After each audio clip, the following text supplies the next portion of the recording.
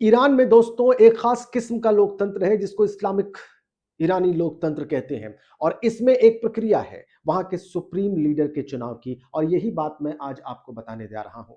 ये वो प्रक्रिया है जिसके बारे में बहुत कम लोग जानते हैं। ये वो कॉम्प्लेक्स प्रोसेस है जिसके बारे में बिल्कुल ठीक ठीक प्रोसीजरल जानकारी बहुत कम लोगों के पास है।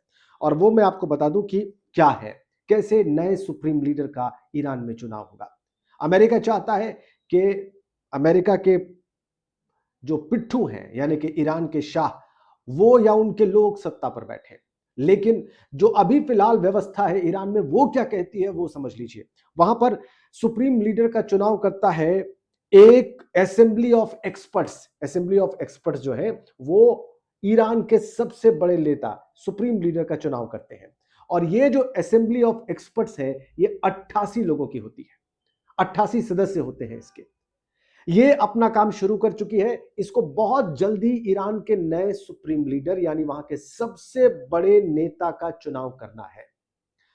लेकिन इससे पहले कि असेंबली ऑफ एक्सपर्ट्स ये काम ईरान में करे, वहां पर एक नए सुप्रीम लीडर का चुनाव करे, एक काउंसिल वहां पर, एक अस्थायी काउंसिल, एक टेम्पररी काउंसिल वहां पर सरकार चलाने का काम कर रही है। और ये टेम्पररी काउंसिल जो सबसे ज्यादा पावरफुल इस वक्त है अयातुल्ला अली खामिनेई की मौत के बाद, इसमें कौन कौन है आप ये भी समझ लीजिए। इसमें 3 लोग हैं।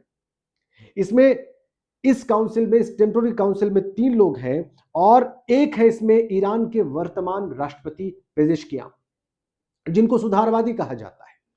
और दूसरे हैं इसमें ईरान की न्यायपालिका के प्रमुख, ईरान की न्यायपालिका के प्रमुख, इनका नाम है गुलाम हुसैन मोहसेनी। ये बहुत कट्टरपंथी माने जाते हैं। पेजेशकियां जो राष्ट्रपति हैं वो सुधारवादी हैं। गुलाम हुसैन मोहसेनी जो कि वहां की जुडिशियरी के हेड है, न्यायपालिका के प्रमुख हैं, इनको कट्टर समझा जाता है। और एक व्यक्ति, एक मॉडरेट क्लरिक यानी कि एक सुधारवादी जो मौलवी है, शिया मौलवी, वो जिनको एक काउंसिल रिकमेंड करती है, वो तीसरे मेंबर होंगे। ये 3 लोगों की जो परिषद है, अस्थायी परिषद, जिसको टेम्पररी काउंसिल अंग्रेजी में कहते हैं, ये फिलहाल ईरान में सर्वोच्च सत्ता पर काबिज है सुप्रीम लीडर की मौत के बाद से। ये तब तक अपना काम करेगी जब तक कि काउंसिल ऑफ एक्सपर्ट्स नए सुप्रीम लीडर का चुनाव नहीं कर लेते। और ये काउंसिल ऑफ एक्सपर्ट्स कौन होते हैं, इनके 88 सदस्य कौन है, ये भी जल्दी से समझ लीजिए। ये वो 88 सदस्य हैं जिनका चुनाव ईरान में हर 8 साल पर होता है। ये चुनाव से होते हैं। और इनमें जो लोग चुनाव लड़ते हैं ये बिल्कुल स्पष्ट है कि शिया मुसलमान होते हैं और शिया इस्लाम के जानकार होते हैं। ये तय है। शिया इस्लामिक जानकार ही इस चुनाव को लड़ सकते हैं, यानी काउंसिल ऑफ एक्सपर्ट्स के मेंबर बन सकते हैं, जिसको अंत में सुप्रीम लीडर का चुनाव करना है। ये बिल्कुल तय है।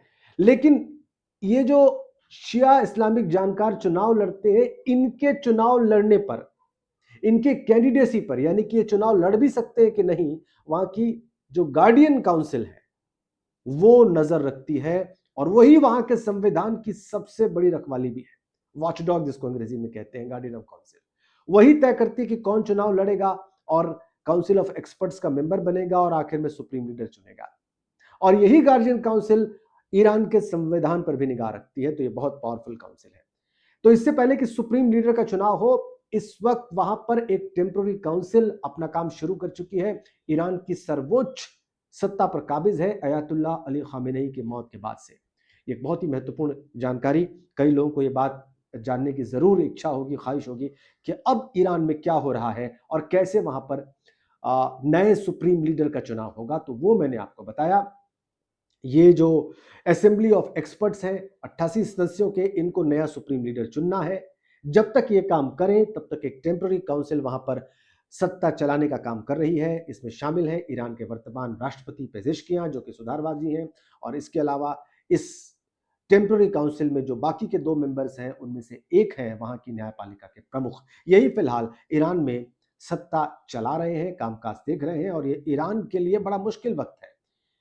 ये एक ऐसा वक्त है जिसमें अमेरिका अपनी मुताबिक, अपनी मनमाफिक हुकूमत वहां पर कायम करना चाहता है और उसको विरोध का सामना करना पड़ रहा है इस